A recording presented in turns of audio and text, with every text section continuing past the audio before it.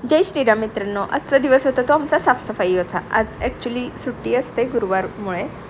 तर मग आज आम्ही ठरवलं की चला आज क्लिनिंग करून घेऊया, कारण की खूप जास्त दिवस झाले क्लिनिंग केलं नव्हतं. मला वाटतं नोव्हेंबरमध्ये काहीतरी केलं होतं. इथे सर्व कपडे आम्हाला त्या शॉपमध्ये ट्रान्सफर करायचे होते. मग इथे जे आहे ते ट्रान्सफरचं काम चाललं होतं. मग इथे एक दादा आला, म्हणे मला माझे कपडे द्या, कारण की माझ्या लक्षात नाही राहताही न्यायचे. म्हटलं ठीक आहे, त्या शॉपमध्ये आहेत, चला. मग त्यांना घेऊन गेले.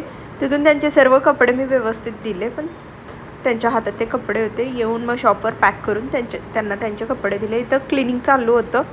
स्पेस कमी असल्यामुळे खूप जास्त इथं धूळ पण होती आतमध्ये.